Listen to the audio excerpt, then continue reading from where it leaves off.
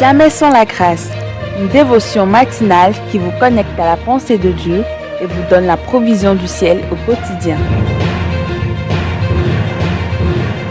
Bonjour, chers amis, chers internautes, chers téléspectateurs. Nouvelle journée, nouvelle provision.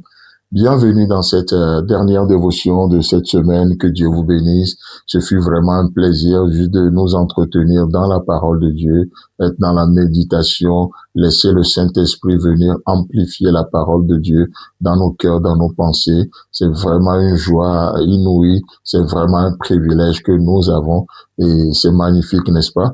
En tout cas, Seigneur, nous te demandons de bénir encore cette dernière dévotion, de bénir nos internautes, peu importe le lieu, l'heure à laquelle ils nous suivent. Merci pour l'œuvre de l'Esprit Saint dans nos cœurs. Béni sois-tu, Jésus. Amen. Alors, chers amis, chers internautes, nous reprenons un peu notre passage d'hier avant d'aller un peu plus loin ce matin. Néhémie chapitre 2, le verset 12. Après quoi, je me levai pendant la nuit avec quelques hommes sans avoir dit à personne ce que mon Dieu m'avait mis au cœur de faire pour Jérusalem. Amen. Et une chose que nous voyons au travers de ce passage hier et fraîchement aussi ce matin, c'est que si Dieu appelle certaines personnes à parler un peu plus, si Dieu appelle certaines personnes à s'ouvrir davantage, nous pensons sincèrement qu'il appelle d'autres à apprendre à se taire. Apprendre à se taire, pas parce qu'on n'a rien à dire, mais parce qu'on attend le temps de Dieu. Le temps de Dieu pour dire ce que Dieu a dit. Le temps de Dieu pour avoir le résultat de Dieu. C'est important d'attendre le temps de Dieu. Les disciples ont reçu le Saint-Esprit et qu'est-ce que Jésus va leur dire? Il dit, mais lorsque vous allez recevoir cet Esprit Saint-là, vous serez mes témoins. Mais pour le moment, montez et attendez à Jérusalem. Attendez, ce n'est pas parce que nous avons une promesse que nous pouvons parler, nous pouvons dire, nous pouvons communiquer. Non, nous attendons le temps de Dieu pour dire ce que Dieu a dit, pour faire ce que Dieu nous demande de faire afin d'obtenir le résultat promis par Dieu. Voyez-vous? Donc, Néhémie a appris à se taire. Et il continue, la pensée continue au verset 16, toujours dans Néhémie chapitre 2. Les magistrats ignoraient où j'étais allé et ce que je faisais. Jusqu'à ce moment, je n'avais rien dit aux Juifs, ni aux sacrificateurs, ni aux grands, ni aux magistrats, ni à aucun de ceux qui s'occupaient des affaires. Waouh! À la limite, ça semblerait être de l'indifférence, mais non. Ce que certaines personnes appelleraient de l'indifférence, c'est quoi? Néhémie appelle ça une phase d'observation. Donc, ce temps de silence de Néhémie n'est pas sans acte.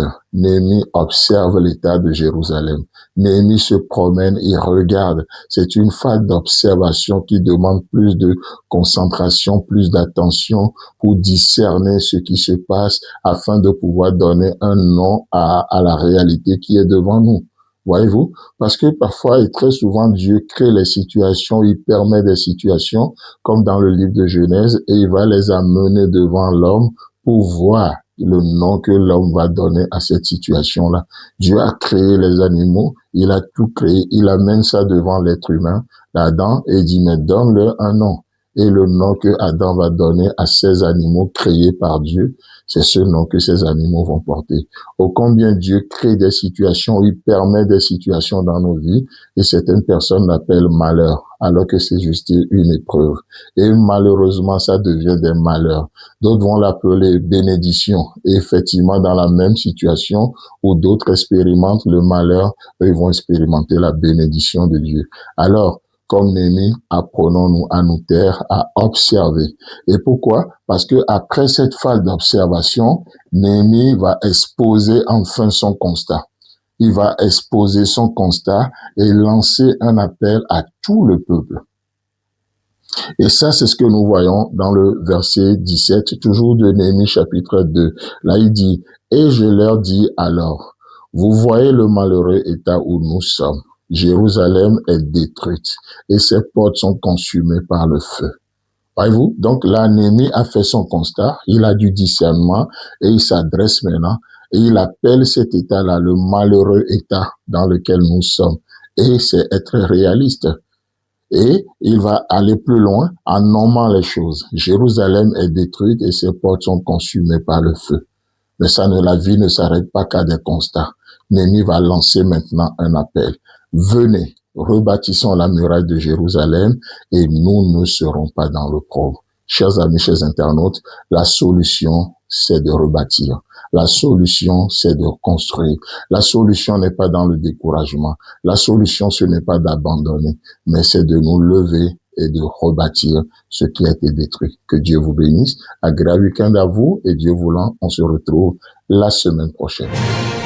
Si vous avez aimé cette émission, parlez-en à vos amis. Parlez-leur du message de la grâce et de ce qu'il fait dans vos vies.